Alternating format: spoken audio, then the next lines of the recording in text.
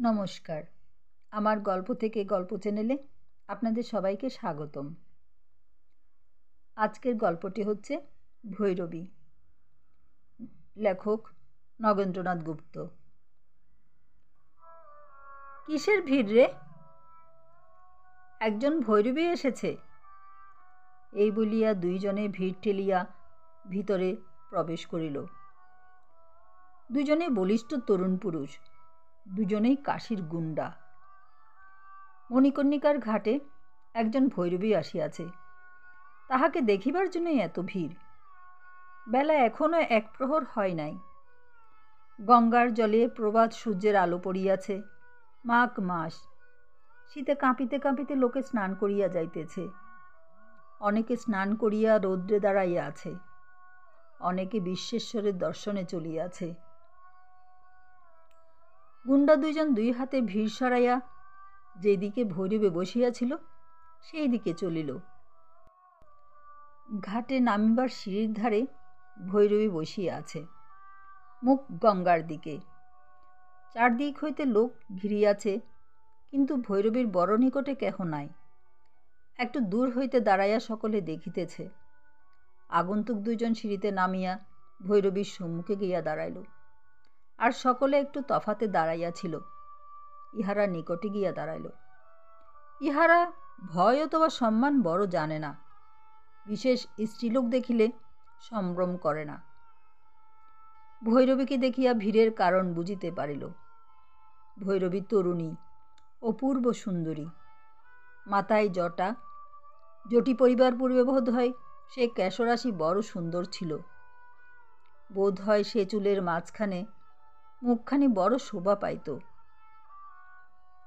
মাথায় জটি পরিয়াও রূপ কমে নাই, কিন্তু এখনকার সৌন্দর্য কোমল নহে। ভৈরবী তেজস্বিনী, অঙ্গ হইতে যেন অগ্নিস্ফুলিঙ্গ নিঃসৃত হইতেছে। সর্বাঙ্গ গেরুয়ায় আবৃত, হাত পা মাথা কেবল দেখা যাইতেছে। মাথায় কাপড় নাই, জটিরাশি পৃষ্ঠের চারিদিকে পড়িয়াছে, ধুলায় লুটিতেছে। লোহ নির্মিত ত্রিশূল কোলে পড়িয়া রহিয়াছে। ভিড়ের দিকে ভৈরবীর ভ্রুক্ষেপ ছিল না। গঙ্গার জলে যেখানে ছোট ছোট ঢেউয়ের উপর সূর্যরশ্মি জ্বলিতেছে, ঢেউ হইতে টিকরাইয়া পড়িতেছে, সেইখানে তাহার দৃষ্টি। মুখ গম্ভীর, মুখে শ্রান্তির চিহ্ন লক্ষিত হইতেছে। পায়ে পথের ধুলা, চক্ষু ঈষৎ ক্লিষ্ট। তাই যেন শীতল জলের দিকে চাহিয়া চক্ষু শ্রান্তি দূর করিতেছে। এমন সময় উপরোক্ত দুই ব্যক্তি আসিয়া সম্মুখে দাঁড়াইল। গঙ্গার জল, সূর্যের আলোক আর ভৈরবীর মধ্যে আসিয়া দাঁড়াইল। তাহাদের ছায়া ভৈরবীর অঙ্গে পড়িল। ভৈরবী চোখ তুলিয়া দেখিল, দুজন যুবাপুরুষ এক দৃষ্টে তাহার মুখের দিকে চাহিয়া রইয়াছে। মুখ ফিরাইয়া দেখিল, বিস্তর লোক তাহাকে ঘিরিয়াছে। তখন সে নিঃশব্দে ত্রিশূল হাতে করিয়া উঠিয়া দাঁড়াইল। ত্রিশূলের ফলক শানিত, তাহাতে সূর্যকিরণ প্রতিফলিত হইতে লাগিল। তাহাকে দেখিয়া সকলে পথ ছাড়িয়া দিতে লাগিল। দাঁড়াইলে সকলে দেখিল যে ভৈরবীর আকৃতি কিছু দীর্ঘ, আয়তন পূর্ণ। গৈরিক বসনও অঙ্গের লাবণ্য লুক্কায়িত হয় নাই। ভৈরবী দ্রুত পদে বিশ্বেশ্বরের মন্দিরে লক্ষ্য করিয়া চলিয়া গেল। যুবক দুজন তাহার সঙ্গ লইল। একজন বলিল, মাই, এখানে যদি তুমি নতুন আসিয়া থাকো তো আমাদের সঙ্গে আইসো, আমরা তোমায় ভালো বাসা দেখাইয়া দিতেছি। দ্বিতীয় ব্যক্তি বলিল, বিশ্বেশ্বরের মন্দিরের পাণ্ডারা আমাদের আত্মীয়, সেইখানে তুমি চলো, সর্বদা বিশ্বেশ্বরের নিকটে থাকিবে। ভৈরবীর মুখ দেখিয়া দুইজনে একটু পিছাইয়া পড়িল, কিন্তু দৃষ্টির বাহির হইল না। ভৈরবী কোথায় যায়, কি করে জানিবার ইচ্ছা। ভৈরবী যুবতী, পরমা সুন্দরী, নিরাশ্রিতা, অরক্ষিতা। তাহার পিছু লাগিলে কোনো ভয় নাই। অন্তত কোথায় যাই দেখিতে হইবে। বিশ্বেশ্বরের মন্দিরের নিকট আসিয়া ভৈরবী একটু দাঁড়াইল, কি যেন ভাবিতে লাগিল। কিছু পরে মন্দিরে প্রবেশ করিল। তাহাকে মন্দিরে প্রবেশ করিতে দেখিয়া পশ্চাৎবর্তী পুরুষদ্বয় পরামর্শ করিতে লাগিল। পরামর্শে স্থির হইল, একজন মন্দিরের ভিতরে গেল, আরেকজন বহির্দ্বারে দাঁড়াইয়া রহিল। সেই রাত্রে এক ভগ্ন মন্দিরের মধ্যে ভৈরবী আশ্রয় গ্রহণ করিল। রাত্রে সেখানে জনমনুষ্য থাকে না, নিকটে কাহারও বাস নাই। কখনো কখনো কোনো উদাসীন সন্ন্যাসী সেখানে 2-1 রাত্রি যাপন করে, আবার অন্যত্র চলিয়া যায়। দ্বার গবাক্ষ ভাঙিয়া গিয়াছে, গঙ্গার কলপ্রবাহ ধ্বনি সেই মন্দির মধ্যে দিবানিশি শ্রুত হইতেছে। বাহিরে যেমন শীত, মন্দিরের ভিতরেও প্রায় সেরূপ শীত। এক বসনা ভৈরবী নিশিযাপন করিবার অভিলাষে মন্দিরে প্রবেশ করিল। জ্যোৎস্না রাত্রি, দ্বিপ্রহর প্রায় অতীত হইয়াছে, নগরীর কলরব প্রায় স্তব্ধ হইয়া গিয়াছে। দূরে শ্মশানে অগ্নি জ্বলিতেছে, শ্মশানের কুকুরগুলা ঘুরিয়া বেড়াইতেছে, কখনো ডাকিতেছে। ভগ্ন মন্দিরের নিচে দিয়া জ্যোৎস্না গঙ্গা বহিয়া যাইতেছে।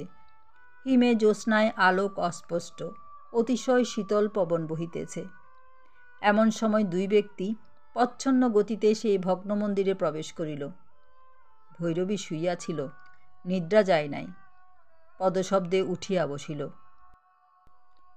জ্যোৎস্নালোকে দেখিল, যে 2 জন প্রাতে তাহার অনুবর্তী হইয়াছিল সেই 2 জন। 2 জনেই সুরাপান করিয়াছে। একজনের হাতে একটি মদের বোতল, আরেকজনের হাতে একটি পাত্রে মাংস। গন্ধে মন্দির আমোদিত হইল। ভৈরবী উঠিয়া দাঁড়াইল। ত্রিশূল হাতে ছিল, ত্রিশূলের মুখ মাটির দিকে। তাহাকে উঠিতে দেখিয়া প্রথম ব্যক্তি কিছু জড়িত স্বরে বলিল, উঠিতেছ কেন? তোমার জন্য আমরা প্রসাদ আনিয়াছি, ভৈরবী প্রসাদ গ্রহণ কর। দ্বিতীয় ব্যক্তি বোধহয় অতি অল্পই মদ্যপান করিয়াছিল। ভৈরবীকে উঠিতে দেখিয়া দ্বাররোধ করিয়া দাঁড়াইল। বলিল, যাও কোথা? যেখানে তোমাকে আনিবার বড় ইচ্ছা ছিল সেখানে তুমি আপনি আসিয়াছ, এখন আমাদিগকে ছাড়িয়া যাইতে চাও কেন? আমরা অনেক যত্ন করিয়া তোমার জন্য ভৈরবীর প্রসাদ আনিয়াছি। এই বলিয়া মাংসপাত্র ভৈরবের সম্মুখে রাখিল। যুবতী নিঃসহায়, রাত্রি গভীর, বিজন স্থান। 2 বলিষ্ঠ পাষণ্ড সুরাপানে মত্ত হইয়া তাহার সর্বনাশ করিবার জন্য আসিয়াছে। কে তাহাকে রক্ষা করিবে? কিন্তু ভৈরবীর মুখে ভয়ের চিহ্ন মাত্র নাই। দ্বিতীয় ব্যক্তির কথা সমাপ্ত হইলে ধীর স্বরে জিজ্ঞাসা করিল, সকল ভৈরবী কি সুরাপান করে? না করিলে কি ভৈরবী হয়? ভৈরবী আবার জিজ্ঞাসা করিল, এত রাত্রে তোমরা এখানে কেন আসিয়াছ? প্রথম ব্যক্তি হাসিয়া উত্তর করিল, তাহা কি আবার জিজ্ঞাসা করিতে আছে? ভৈরবী বলিল, আমি অসহায় স্ত্রীলোক, আমার উপর অত্যাচার করিলে তোমাদের কি লাভ হইবে? কে তোমার উপর অত্যাচার করিতেছে? ঘাড়ে করিয়া খাবার বহিয়া নাকি অত্যাচার করা? ভৈরবী বলিল, তোমাদের আর কোনো অভিপ্রায় নেই? প্রথম ব্যক্তি বলিল, অত কথায় কাজ নাই, খাইতে আরম্ভ করো। আমি ব্রহ্মচারিণী। অমন অনেক দেখিয়াছি, গোড়াই সকলে অমনি বলে, তারপর সব পার হইয়া যায়। ভৈরবী আবার কথা ফিরাইল, জিজ্ঞাসা করিল, কাশী অত্যন্ত পবিত্র তীর্থ, তোমরা জানো? উভয়ে ব্যঙ্গস্বরে বলিল, না, আজ শুনিলাম। তুমি আসিয়া বুঝি কাশী পবিত্র হইয়াছে। ভৈরবী বলিল, এমন পুণ্যস্থানে তোমরা অহরাত্র পাপ চেষ্টা কেন ভ্রমণ করো? প্রথম ব্যক্তি বলিল, পাপ পাপ কি? তোমার রূপে আমরা মজিয়ে আছি, তাহাতে আবার পাপ কি? আর পাপই যদি হয় তো কাশীবাসীর ভয় কি? কাশীতে মরিলেই তো পাপ মুক্ত হইব। মূর্খ, তোরা মূর্খ। স্বর্গে পাপচারণ করিলে অতল নরকে পতিত হইতে হয়। নরকে গেলেও তোদের পাপের প্রায়শ্চিত্ত হইবে না। কত হতভাগিনী সর্বনাশ তোরা করিয়াছিস, স্বয়ং বিশ্বেশ্বর জানেন। দ্বিতীয় ব্যক্তি প্রথমকে বলিল, এখানে কি শাস্ত্রের বিচার করিতে আসিয়াছিস? মাগি তো খাইবে না, শাস্ত্রলাভে রাত কাটাইতে চায়। এই বলিয়া ভৈরবীকে সে ধরিতে উদ্যত হইল। অকস্মাৎ ভৈরবীর মূর্তি ফিরিল। এতক্ষণ দৃঢ়ভাবে দৃঢ় স্বরে কিছু দুঃখিতের মতো কথা কহিতেছিল। সহসা ত্রিশূল তুলিয়া সাক্ষাৎ ভৈরবীর মতো দাঁড়াইল। আয়ত চক্ষু সহসা জ্বলিয়া উঠিল। জ্যোৎস্নায় তাহার মুখ ভীমশোভা ধারণ করিল। কণ্ঠস্বরে গঙ্গাতীর প্রতিধ্বনিত করিয়া বলিল, আমাকে জানিস না বলিয়াই এখানে আসিয়াছিস, নহিলে বেগ্রির অপেক্ষা ভীষণ জানিয়াও আমার সম্মুখ হইতে পলায়ন করিতিস। যেই সকল বিপদ হইতে আমাকে ভৈরবী রক্ষা করিয়াছেন, শুনিলে তোদের হৃৎকম্প হয়। তোরা কাপুরুষ, তোদের আমার ভয় কি? পথ ছাড়িয়া দে। যে পথ রুদ্ধ করিয়া দাঁড়াইয়াছিল, তাহার সাহস ফিরিয়া আসিতেছিল, বিস্ময়ে অপনীত হইতেছিল। ভৈরবীর বাক্যে কহিল, অত তর্জন গর্জন কেন? একটু স্থির হও না। দৃঢ় মুষ্টিতে ত্রিশূল ধরিয়া ভৈরবী বলিল, মরিবি? তবে মর, পাপের প্রায়শ্চিত্ত হোক। দ্বাররক্ষক দেখিল এ বিদ্রুপ নয়, প্রাণ সংশয়। ভয়ে পথ ছাড়িয়া দাঁড়াইল। ভৈরবী ত্রিশূল হস্তে সদর্পে দ্বার হইতে নিষ্ক্রান্ত হইল। তাহার অনুবর্তী হইতে দুই বীরের সাহস হইল না। সিপাহী যুদ্ধের পর 2 বৎসর অতীত হইয়াছে। শান্তি পুনর্বার সংস্থাপিত হইয়াছে, কিন্তু এ পর্যন্ত ইংরেজরা নিশ্চিন্ত হইতে পারে নাই। নানা সাহেব ধরা পড়ে নাই। সে দুঃখ তখন ইংরেজের হৃদয়ে প্রবল রহিয়াছে। দেশে দেশে গুপ্তচর ফিরিতেছে। কোথায় কোন বিদ্রোহী লুকাইয়া আছে, তাহাদিগকে ধরিতে হইবে। যুদ্ধে যাহারা ইংরেজের বিপক্ষে ছিল, তাহাদের মার্জনা হইল বটে, কিন্তু যাহারা বিদ্রোহের নেতা, তাহাদিগের মার্জনা নাই। নানা সাহেব প্রভৃতি প্রধান প্রধান বিদ্রোহীর অনুসন্ধানে রাজ্যময় চর প্রেরিত হইতেছিল। এই সময় কাশীতে একজন গুপ্তচর উপনীত হইল। সরকারের নিয়োগপত্র তাহার নিকটে ছিল। সেই পত্র সে ম্যাজিস্ট্রেটকে দেখাইল। ম্যাজিস্ট্রেট পত্র দেখিয়া জিজ্ঞাসা করিলেন, এখানে কোন বিদ্রোহী লুকাইয়া আছে? সে ব্যক্তির নাম মমতাজ আলী। বলিল, হুজুর, ঠিক বলিতে পারি না। যেরকম সন্ধান পাইয়াছি, তাহাতে বোধ হয় কোনো নামজাদা লোক সম্প্রতি এদিকে আসিয়াছে। ম্যাজিস্ট্রেট ব্যস্ত হইয়া উঠিলেন। বলিলেন, চলো, আমি তোমার সঙ্গে গিয়ে তল্লাশ করি। মমতাজ আলী বলিল, আপনি আসিলে হইবে না। এ কাজে গোলমাল হইলে চিরিয়া ভাগিবে। আমি গোপনে সন্ধান করিব। ম্যাজিস্ট্রেট একটু নিরাশ, একটু নারাজ হইলেন। বলিলেন, তোমার যেমন ইচ্ছা হয় সেরূপ করো। মমতাজ বলিল, হুজুর, দারোগাকে হুকুম করুন। নিয়োগপত্রে লেখা ছিল যে, চরেরা যেমন সাহায্য প্রার্থনা করিবে, ম্যাজিস্ট্রেট তাহাদিগকে সেই মতো সাহায্য দিবেন। ম্যাজিস্ট্রেট দারোগাকে ডাকাইলেন। ডাকাইয়া বলিলেন, এ ব্যক্তি যখন যত সিপাহী চাহে ইহাকে দিবে, এ গোয়েন্দা। দারোগা বুঝিল। বলিল, বহুত খুব, খোদাবন্ধ। ম্যাজিস্ট্রেট সাহেবের নিকট হইতে বিদায় লইয়া দারোগা মমতাজ আলীর সঙ্গে অনেক কথা পারিলেন। কথা প্রসঙ্গে আসল কথাটি বাহির করিয়া লইবার ইচ্ছা, কিন্তু মমতাজ আলী দারোগার চেয়ে অনেক পাকা লোক। দারোগার কোনো কথাই বাহির করিতে পারিলেন না। কাহার সন্ধানে মমতাজ আলী কাশিতে আসিয়াছে সেই জানে।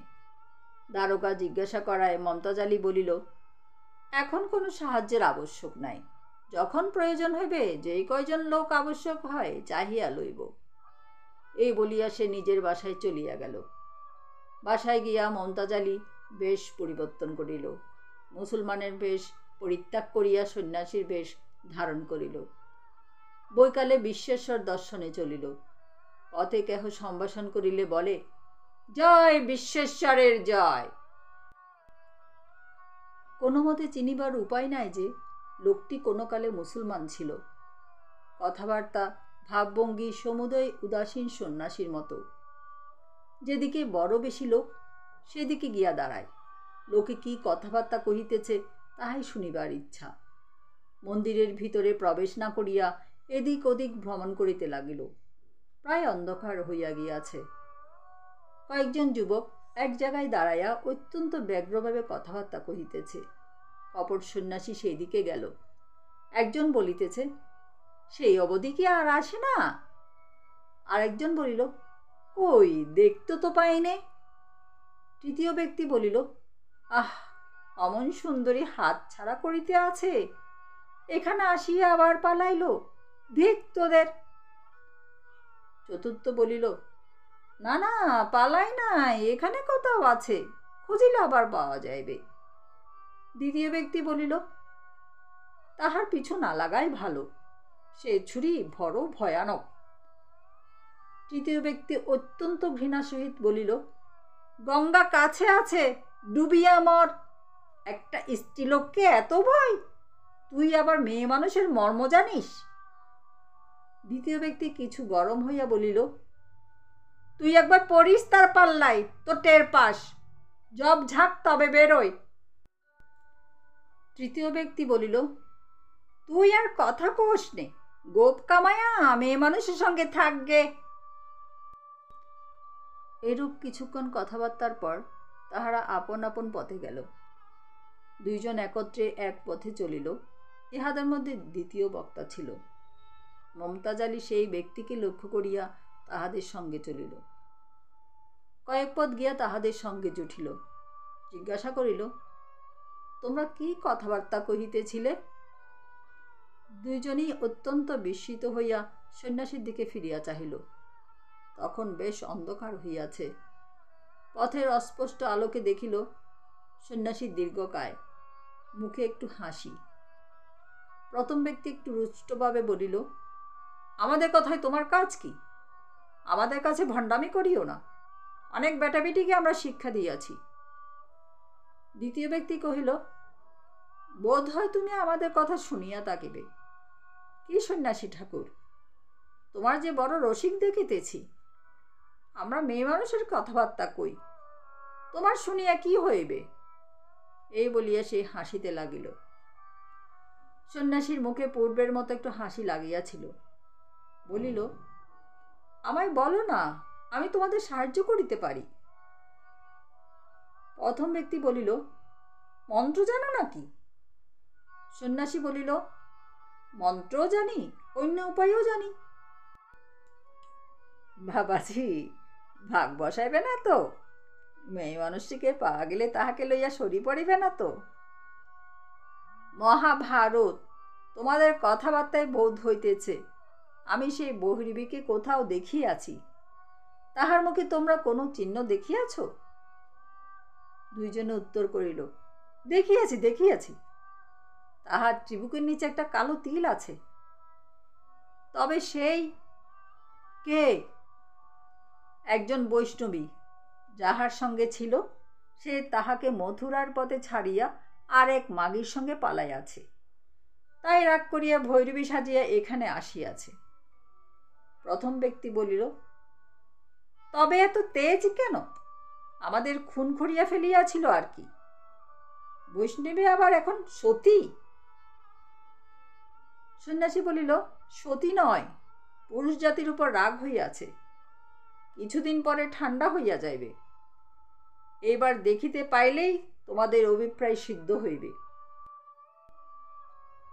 দ্বিতীয় ব্যক্তি বলিল, তোমায় বিশ্বাস নাই বাবাজি, তুমি না তাহাকে লইয়া পলাও। সন্ন্যাসী একটু হাসিয়া বলিল, তাহার কোনো ভয় নাই, আমরা একত্রে মিলিয়া তাহার অনুসন্ধান করিব, যাহাতে তোমাদের মনোরথ পূর্ণ হয় আমি সেই উপায় করিব। তোমরা আমায় কিছু অর্থ দিও। প্রথম ব্যক্তি বলিল, তুমি আপনার কাজ গুচাইতে চাও, তাহাতে আমাদের আপত্তি নাই। তাহাকে পাইলে তোমায় দক্ষিণে দিয়া বিদায় করিব। মনে মনে বলিল, দক্ষিণা হাতে না দিয়া পিঠে দিব। সন্ন্যাসী বলিল, তাহা হইলে আমার যথেষ্ট। বিদায়কালে সন্ন্যাসী বলিল, কাল বৈকালে আমার সঙ্গে আবার এই স্থানে দেখা হইবে, ততক্ষণ তোমরা অন্বেষণ করো, আমিও খুঁজিব। তাহার দেখা পাইলে সকলে মিলিয়া পরামর্শ করা যাইবে। যাইবার সময় সন্ন্যাসী মনে মনে বলিয়া গেল, আমার কার্যসিদ্ধি হইলে আমিও তোমাদের দিবস সেই স্থানে সন্ন্যাসীর সঙ্গে সেই দুই ব্যক্তির আবার সাক্ষাৎ হইল। সন্ন্যাসী জিজ্ঞাসা করিল, কি খবর? তাহারা বলিল, খবর ভালো। ভৈরবীর সন্ধান পাইয়াছ? পাইয়াছি। কোথায় আছে? তাহা বলিতে পারিলাম না। প্রাতকালে গঙ্গার তীরে দেখিয়াছিলাম, মণিকর্ণিকার ঘাটে বসিয়াছিল। তাহার পর লোকের যখন ভিড় কোথাও সরিয়া গেল, দেখিতে পাইলাম না। কাল আসিবে? বোধ হয়। সন্ন্যাসী বলিল, আচ্ছা, কাল প্রাতে আমার সঙ্গে তোমাদের আবার দেখা হইবে, তোমরা ঘাটের কাছে থাকিও। পাশায় গিয়া সন্ন্যাসী নিজ বেশ ধারণ করিয়া দারোগার কাছে গেল। বলিল, কাল সকালবেলা আমার সঙ্গে 5 জন বলিষ্ঠ ও হুঁশিয়ার সিপাহী চাই, আমি তাহাদিগকে এখন একবার দেখিতে চাই। দারোগা বলিল, যাহার সন্ধান করিতেছিলে তাহাকে পাইয়াছ? মমতাজ আলী বলিল, হ্যাঁ। দারোগা বলিল, তবে আমি তোমার সঙ্গে যাইব। মমতাজ আলী বলিল, না, তাহা হইলে সে ভাগিবে, আমার সঙ্গে কেবল সিপাহী কয়জন থাকিবে, ধরা পড়িলে তুমি দেখিতে পাইবে। সিপাহীরা আসিলে মমতাজ আলী বলিল, কাল সকালে তোমরা সশস্ত্র হইয়া এখানে আসিবে, গায়ে একটি এমন কাপড় ঢাকা চাই যাহাতে হঠাৎ লোকে তোমাদের না চিনিতে পারে। পর দিবস প্রভাতকালে সিপাহীরা আদেশ মতো সজ্জিত হইয়া আসিল। মমতাজ আলী কোমরে তরাবাদি বাঁধিয়া নিজের ভেষ ধারণ করিল, একটি রেজাই দিয়া গা ঢাকিল। সিপাহীদিগকে বলিল, তোমরা আমার একটু পিছনে থাকিবে, সকলে একসঙ্গে আসিবে না, আমি ইশারা করিবা মাত্র সকলে আমার নিকটে আসিবে। এ বলিয়া মমতাজ আলী মণিকর্ণিকার ঘাটের অভিমুখে চলিল। সিপাহীরা কিছু পশ্চাতে চলিল। ঘাটের কিছু দূরে সেই দুই ব্যক্তি অপেক্ষা করিতেছিল। মমতাজ আলীকে দেখিয়া বলিল, বা বাবাজি, আজ যে অন্যরূপ দেখিতেছি। মমতাজ আলী পশ্চাতে ফিরিয়া চাহিল। সিপাহীরা দ্রুতপদে আসিয়া উপস্থিত হইল। মমতাজ আলী বলিল, গ্রেপ্তার কর। অমনি 4 জন সিপাহী 2 জনকে ধরিল। অঙ্গবস্ত্র খসিয়া পড়াতে গুন্ডাদ্বয় দেখিল তাহারা সিপাহীর হাতে পড়িয়াছে। সেই দুই ব্যক্তির মুখ শুকাইয়া গেল। জিজ্ঞাসা করিল, আজ আমাদের কি অপরাধ? মমতাজ আলী বলিল, তোমরা বিদ্রোহীর সঙ্গী, বিদ্রোহীকে লুকাইয়া রাখিয়াছিলে। তাহার পর সিপাহীদিগকে দিকে ফিরিয়া বলিল, তোমরা 3 জন ইহাদিগকে দারোগা সাহেবের নিকট লইয়া যাও, ইহারা বিদ্রোহীকে আশ্রয় দিয়াছে বলিয়া ইহাদের বিচার হইবে। সিপাহীরা বলিল, ইহারা গুন্ডা। মমতাজ আলী বলিল, সেই জন্য ইহাদিকে সাবধানে লইয়া যাইবে। যেখানে এই ব্যাপারটি ঘটিতেছিল সেটা একটি সংকীর্ণ গলি, লোকজন বড় একটি ছিল না। মমতাজ আলী বলিল, বাকি 2 জন আমার সঙ্গে আইসো। 3 জন সিপাহী 2 জন গুন্ডাকে বাঁধিয়া লইয়া গেল। মমতাজ আলী অবশিষ্ট 2 সিপাহী লইয়া ঘাটের দিকে চলিল। বলিল, সাবধান, আমা হইতে কিছু দূরে থাকিবে, যেন তোমাদিগকে কেহ চিনিতে না পারে। গঙ্গা তীরে উপনীত হইয়া মমতাজ আলী দেখিল অনেক লোক যাতায়াত করিতেছে। ঘাটের নিচে একটা সিঁড়িতে ভৈরবী বসিয়া আছে। মমতাজ আলী সিপাহীদিগকে বলিল, তোমরা ঘাটের উপর থাকো, আমি আসিতেছি। এই বলিয়া মমতাজ আলী ভৈরবীর কাছে গেল। সিপাহীরা উপরে দাঁড়াইয়া দেখিতে লাগিল।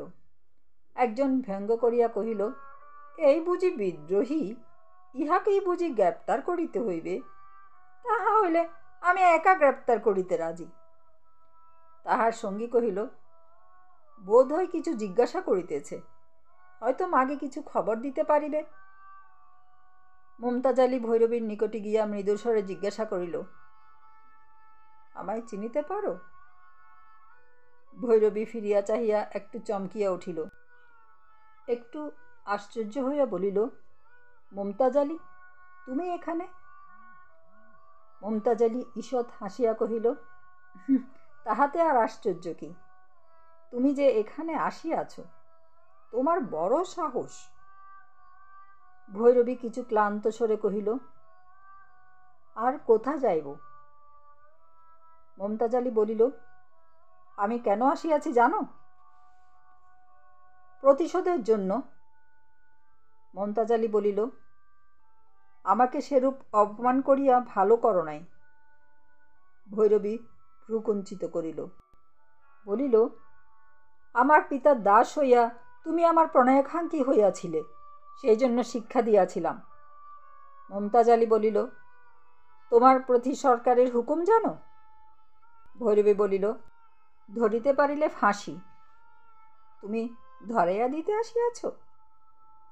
মমতাজ আলী বলিল, আমি গোয়েন্দা, বিদ্রোহী ধরা আমার কাজ। ভৈরবীর মুখে ক্লান্তির লক্ষণ দেখা দিল।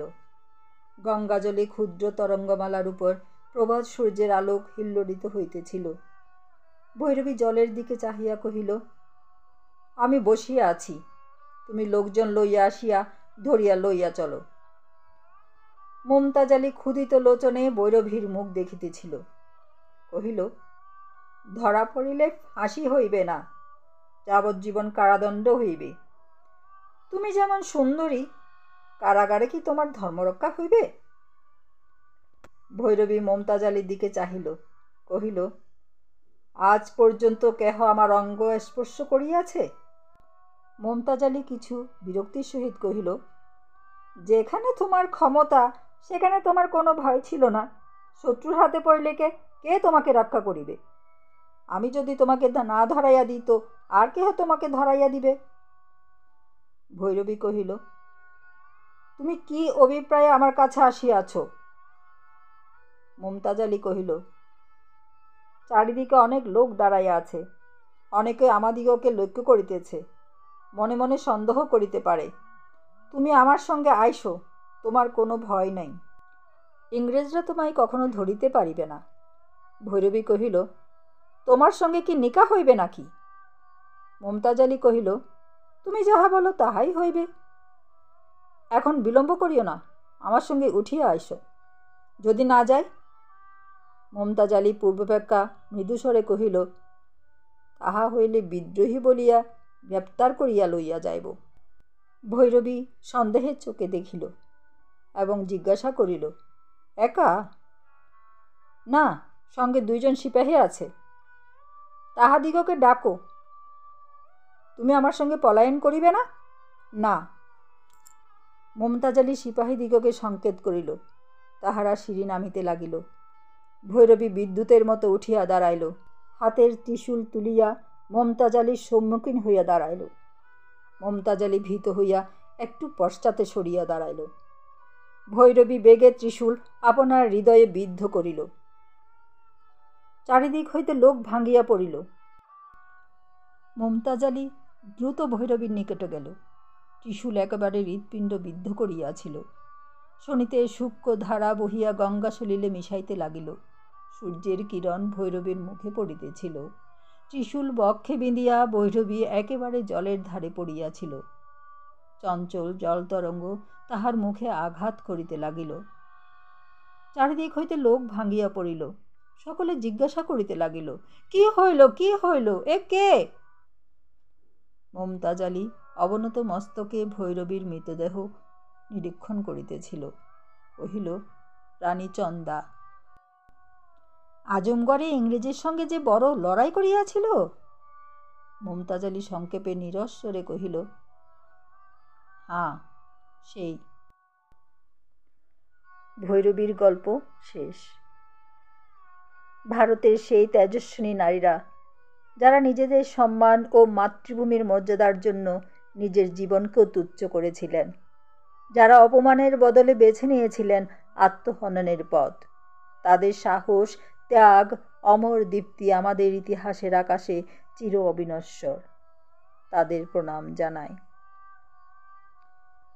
গল্পটি কেমন লাগলো কমেন্ট করে বলবেন, আর চ্যানেলটি সাবস্ক্রাইব করার অনুরোধ রইল। ধন্যবাদ।